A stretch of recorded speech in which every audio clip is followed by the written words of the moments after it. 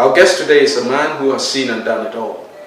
He has performed to royalty, and some critics have said of his works, brilliant saxophonist, right up there with the likes of Kenny G.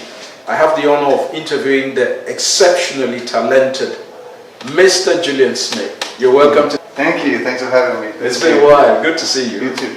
Now, Julian, I know that some people discover their talents very early in their childhood, and others tend to do much later in life. How was it for you?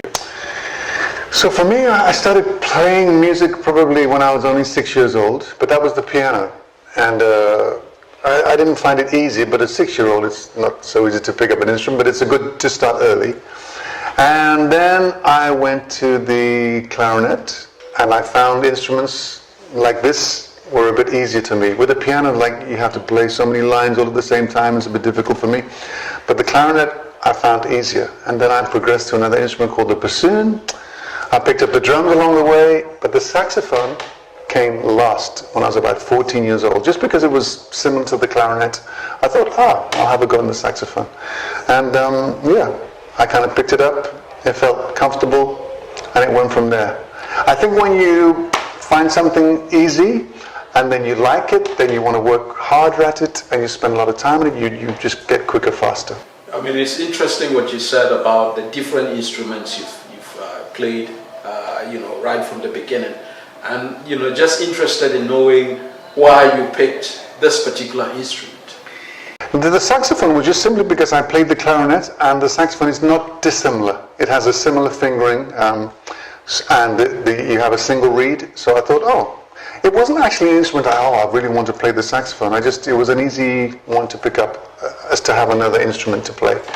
But then when I started getting into it and listening to it, I think the first time I really liked hearing it, I think I was listening to a Phil Collins album, Hello, I Must Be Going, and I heard some saxophone playing in there, and I thought, this is a nice instrument. And then, it went from there. You start listening to other players. But I studied classical music playing the bassoon. I thought I would be in an orchestra one day, but that didn't work out. But yeah. So what have been the influences? What factors have influenced your, growth as an artist? So the first saxophone I played was called the alto saxophone, which most people start on. And there's a saxophonist who unfortunately has passed away not so long ago. His name is David Sanborn, and I used to listen to him and love his sound.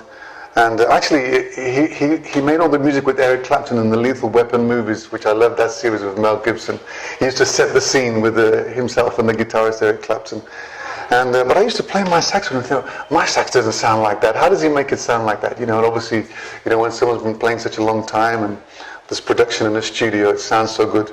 So that was a big inspiration of me, David Sanborn. And another saxophonist called Candy Dolfer. And then on tenor saxophone, there was a guy called Kurt Whalum. I picked up the tenor saxophone next. And then I heard Kenny G playing. And I was like, I love the sound. What's he playing? He was playing soprano saxophone. I had to get my hands on one of those. So I got any money I could get hold of. In fact, I think I sold my bassoon, which I studied, to get a soprano saxophone. And then, I really felt at home when I played the soprano saxophone. What does it take to be a good saxophone? Well, the thing is, when you say excellent or good, music is all relative. It's not like a sprinter that runs 100 meters and does it in 9.7 seconds. He's going to be a lot better than someone else. Music is, some people can love you, some people can dislike you, because music comes in your ear and you decide whether you like it or not. But I think because no one told me how to play, I kind of really taught myself. I just decide what I want to play and what I hear is nice. Unfortunately for me, some people seem to like it, but you might get other saxophone players who, play more technically jazz music, might look at me and not like what I do. But it's all a personal choice. So your question, what makes you be a good player, as long as you're passionate about the music that you're playing, don't try and play something that you don't want to play because someone's telling you to do it. Just do what you want to do. I know a person like you would have found yourself in a situation where after playing, people come and tell you things, and things that inspire you. What are some of those things, or what have people said about your ability and your performance which has kept you going? Well, it's one particular instance, actually, now you've said that, it reminded me, we're in Birmingham now, and we used to have Ronnie Scott's Jazz Club on Broad Street, and I was fortunate enough to play there, and being a local guy, and they gave me the opportunity, which, looking back, it seemed weird to do this, but they gave me the opportunity to support Courtney Pine, who obviously is a phenomenal saxophone player, and this was in my very early days. It wasn't, I hadn't been playing so long. And he's just, what he can do on that instrument is amazing. And I actually wanted to give up that day and throw my saxophone in the bin and say, I need to do something else because I could never be as good as this guy. Yeah. But like I said before, it's not like a sport. And some people came to that show, and I came away depressed. They said, but I like what you do. Because I was doing something different, but I wasn't doing the same as him, and I was admiring him. But because they said to me, I like what you do, I said, well, of course, I have to look at it in a different way. Not be worried about someone who's maybe technically amazing. It's a sound that people like, and if you like it, I should keep going. Piers Morgan is reported to have said about your work, brilliant saxophonist, right up there with the likes of Kenny G. Tell us about your meeting with Kenny G. I know you met him at some point. Well, that was very nice of obviously Piers to say, and that was a comment after my very first audition on Britain's Got Talent. And if you look at that video, the tension was in the room because I took a long time to get myself organized, simply because I decided to control everything myself, play my own backing track, bring my own speaker, and I put my iPod on lock and forgot. And I pressed play, it wasn't working, and I was like, what's happening? What's happening? And it took me ages to work out, I put it on lock. And then the tension, Julian, come on, are you going to play or not? And everybody's waiting to see, is this guy going to be any good? Yeah. And then I think I played about 3 or 4 notes, and everybody started clapping and cheering. And it gave me such you made the week encouragement. But I think it broke the tension that it was, this guy can actually play after all of this.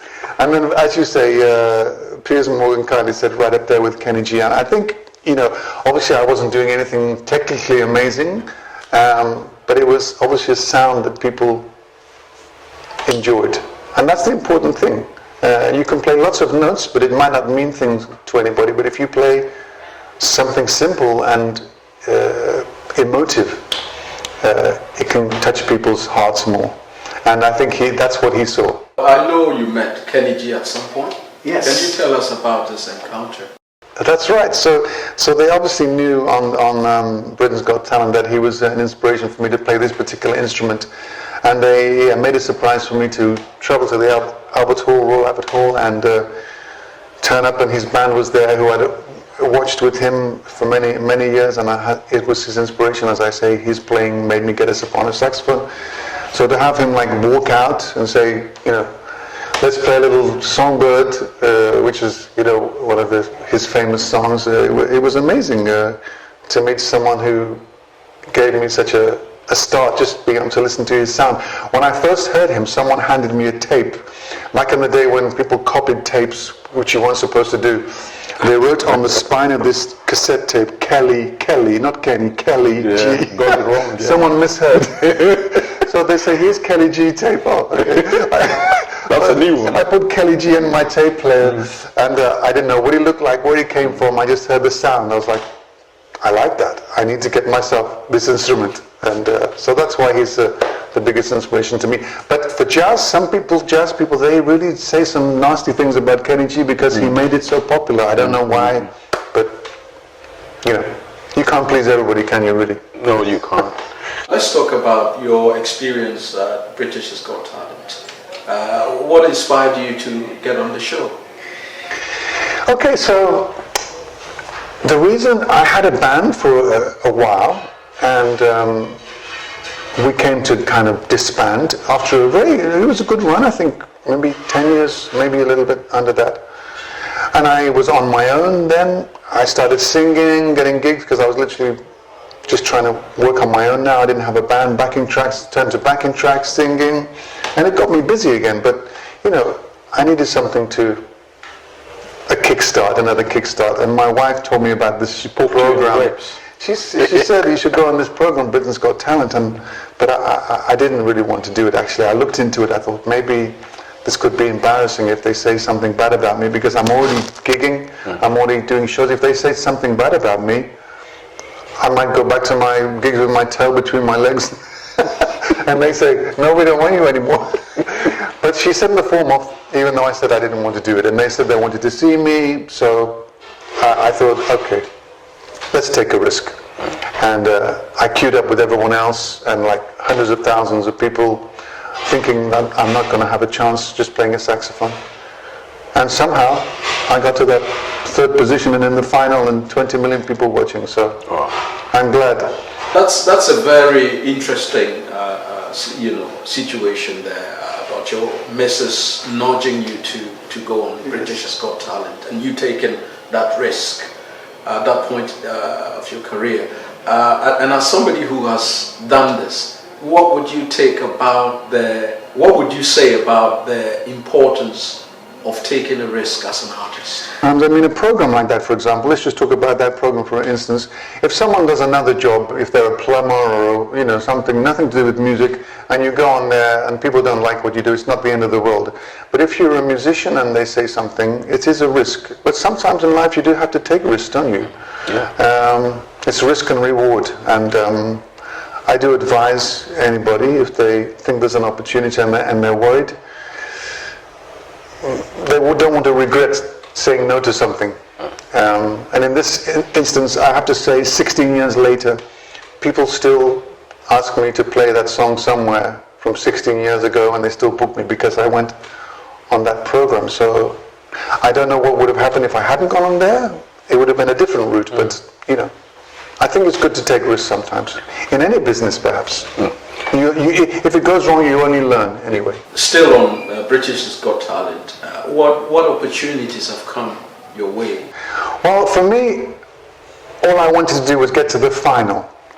I knew if I got to the final, all the finalists go on a tour of arenas around the country. And I thought, if I could play to an arena, that would be amazing. So as soon as I got through to the final, that was... anything else was a bonus. So after the show, we went on the arena tour, and then the first event, Prince Charles wants you to come to Clarence House and play for him. What? That was the first thing that happened. And then there was some other very nice private events, and then I started doing some other things, supporting some artists like the Stylist Digs, and yes, it was just obviously it's about exposure, isn't it? You can be the best singer, best musician, if you just play in your bedroom and no one knows who you are. Nothing's going to happen. But fortunately, these days, I mean, we're talking 16 years ago. Now you can put yourself on TikTok, Instagram, and if you get a blow up, lots of people can see you, and it's another world these days, which is good. But yes, it's all about exposure. People can find you, know your talent. You can get out there. Let's talk about Clarence House. Clarence House. Yes. You met, the king. Who was prince at the time. He was only the prince then. He was prince then and the king now, and tells you how life works. Yeah. Which is great. Now, how was it like meeting King Charles, who was Prince Charles at the time? Well, maybe I shouldn't say this story, but I will. So I'm playing here, and he's literally just standing about where you are right now, and then we got to the end, and I played two songs. I played Somewhere, which I played on the show, and I also played Ain't No Sunshine by Bill Withers. And then Prince Charles said to me, "Did you write that last piece of music?" And I couldn't take the credit for it. I had to say, no, it was by someone called Bill Withers, who you might have heard of. So that was quite amusing. I don't know whether maybe in the royal family circles they don't listen to that sort of music, but yeah.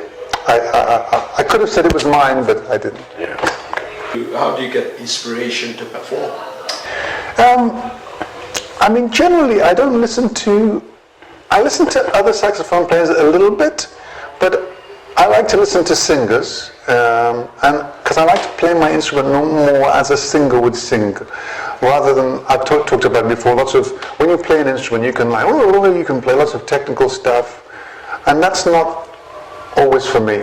I like to listen to how people sing and play slower notes and more emotion, and that's normally my inspiration of what to play. I listen to singers that I like. What have been some of the interesting gigs you've done? Most of the time now, my main kind of source of work is someone introduced me to the cruise ship world, which actually, maybe, I don't know, it's different now, but it was kind of looked upon badly. Maybe they think, oh, he's just like a cruise ship singer. But I started doing this now about 12, 14, 13 years ago. And some of the entertainers on there, but you see big names now going on. I think it's changed. So I will fly to the ship. There's a band on there, maybe up to 9-piece, 7, 8, 9-piece with a horn section. I give them the music. We have a rehearsal in the afternoon and do the show in the evening. And that ship could be anywhere in the world. And I've been to a lot of places. What are some of the furthest I've been to a cruise? I flew to, it was either New Zealand and then went to Australia, or Australia went to New Zealand. And I was quite surprised because it was even a few years after Britain's Got Talent, and I was in Australia, I think it was, in the airport, and I couldn't be further away from home, right? And then the security, I remember you from Britain's Got Talent. Like, this is crazy. I'm on the other side of the world now. You must have seen it. So, yeah, but yes. Did he give you a free pass? Maybe he didn't check my equipment so seriously. Yeah. But yeah, all sorts of places I've been to. Papua New Guinea was a place I went, which was very different, but lots of, obviously, the Mediterranean and so many places. Yeah. So before that time, I hadn't really done much traveling, and I was wishing I'd done more traveling, and then suddenly. Yeah. How is it like being on the cruise ship as a performer? It's almost like having a holiday, but a tiny bit of work attached. And obviously you have an audience there who are there to see places and also be entertained in the evening. So yeah, it's a nice job to do. And what's really good about it is, I have done a little theatre tour around the UK, but the level of production on the ships with the screens and the sound systems and the theatres, just second to none. I haven't been in a theatre on the land quite as good as some of the amazing ship theatres that you see. I know that you have collaborated with Acker Bilk. Yes. Great Acker Bilk. The late great Acker Bilk. Yes. Absolutely. Can you tell us how that happened? Well, first of all, I need to tell you the story. I mentioned earlier that one of the first instruments I played was the clarinet, and obviously Acker Bilk is the clarinet player. And I think I've been playing the clarinet for a couple of years, and I was driving everybody mad, just always playing Stranger on the Shore by Acker Bilk, because I loved it. I think it's his tone. It's a special quality that it's him. He has that vibrato, and I try to emulate him and play that song. So that used to be my party piece, if you like. So in 2002, I think it was, before Britain's Got Talent, I had a kind of record deal. Sony were due to release an album of mine called Chill to the Sax, which is out there on Spotify right now, actually. Chill to the Sax. And they asked me, we'd like to have a few duets on there. Who would you like to do a duet with? And Acker Bilk was still around at the time, and I said, I want to do Stranger on the Shore with Acker Bilk. And they said, let's see if we can arrange it. And he said, of course. And I went to his house, I think it was Gloucester way, recorded in his house, and then Acker Bilk's there saying to me, is this okay for you? It's your song. I can't criticize you in any way. So yeah, that was, it's quite special to have that. So that's two inspirations to me, Kenny G and Acker Bilk, and I've met them and performed with them both. So let's talk about your family. I know you travel a lot to perform. Yes. And interested in knowing if any of your children are eager to take after you. Well, both of my children are into music too. My son plays the piano. He's only 13 right now. But my daughter, who just literally turned 18, and we had her party last night. Hence why I'm wearing these glasses. I'm not trying to be a pop star, but my eyes are a little red on you. We arranged this interview the day after a party.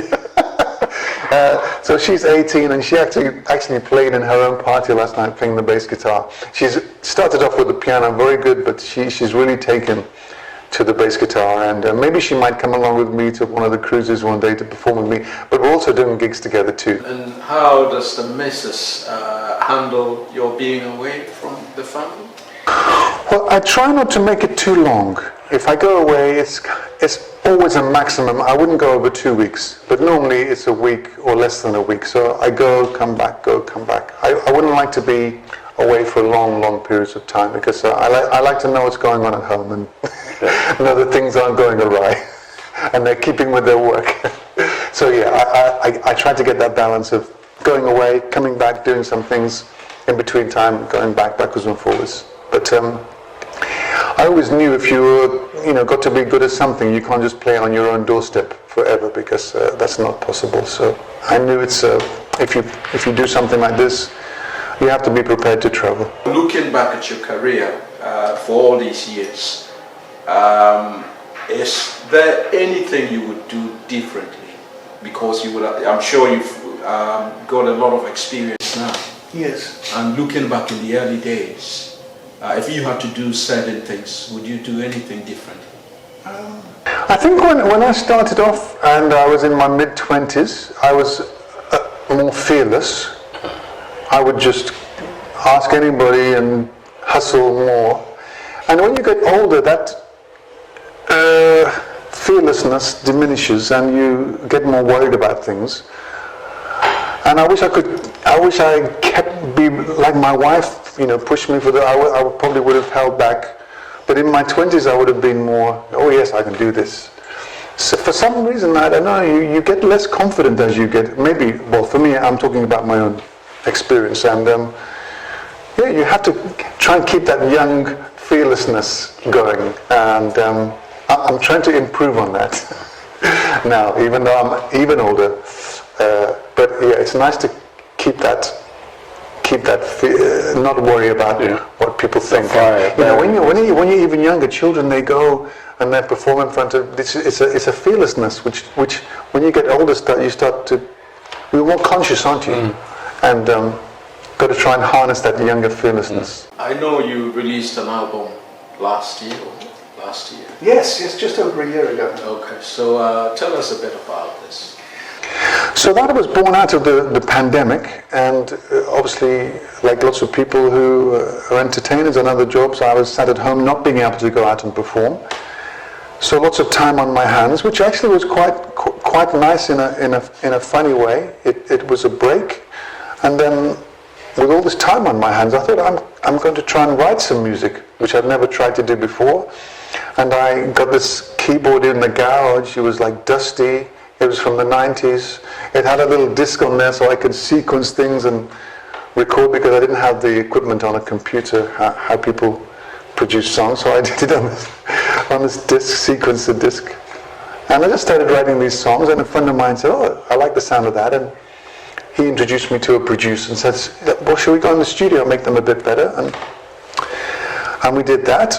And it just went from there. And before I knew it, the whole album was made, and I dedicated it to my wife, called it Being With You, because she's the one who's been there, my biggest supporter for such a long time. And it's just nice to have something with some original music on there, which came from here, I always had people maybe write the music for me, but when you do it yourself, you can do exactly what you want to do. At this point in your life, as this talented saxophonist, what are you looking to do? What are the things that you want to do? Well, I mean, after the tour of Britain's Got Talent, and a little bit after that, I managed to do a little tour around the UK in theatres, and it was so nice, people coming to see me. They knew who they wanted to watch, what they wanted to hear, and it was such an easy gig. I mentioned about the cruises. I like doing it, but these people are from all around the world, and they don't necessarily know who I am, and I persuade them to like me with my performance. But there's nothing nicer when you turn up and those people are there for you and they know what you're going to do, which I have a little bit. I do some events at home and ticketed events, and those people know what they're coming to do, so it's similar. But I would love to do that on a bigger basis again, just like I did. So again, it's just about exposure, and if I could do that, that would be nice, or even bigger, you know. How important is it to be healthy in terms of being able to play the saxophone? How important is that? Well, yes. I mean, as a saxophone player, I have to look after these, and I have to look after this, and I have to be reasonably healthy. So I do try and look after myself. In fact, when I was a schoolboy, I used to like sports, and I played cricket. And once I was playing cricket for my team. I think it was Hales Owen, which is actually where I live now. And someone bowled a ball which didn't hit the ground, and it just came straight for me. And I thought I could get rid of it like this, and I missed time, and the ball came straight for me and hit me in the mouth and broke one of my teeth. And at that point I thought, if I need to do music, I need to be careful. With sport and music, I don't think mix. So I decided at that point I want to stick with the music. So I'm quite a low-risk person, but only just recently I did something very silly. And I decided to show my son what I used to be able to do on a BMX. And the handlebars weren't secure. And when I dropped to the floor, the handlebars surged forward, and I went straight into the floor and kind of bashed this area here. Luckily, I didn't break any of my teeth, but I don't know why I did that, because I just said to me, I'm very low risk. Yeah. But I did something very silly, and that would have been a challenge. You asked the question. But fortunately, I didn't do any damage. So, but it gave me a wake-up call. Why am I doing things stupid again? I shouldn't do that. What should we be looking forward from you? Yes. In the future? Well, a couple of things. I started doing some videos this summer with my daughter. We had the summer off, and we started making some videos. My wife, again, here's my wife. You should go on TikTok. What's this TikTok all about? I didn't even go on there. So we started making these videos, and we just set up our sofa at home and called it Sofa Stage, and we started making some videos. It's actually become quite popular. So I'm definitely going to keep going with the TikTok, because it's a very, lots of people engage with you, different other platforms which I'm on, but this was new to me.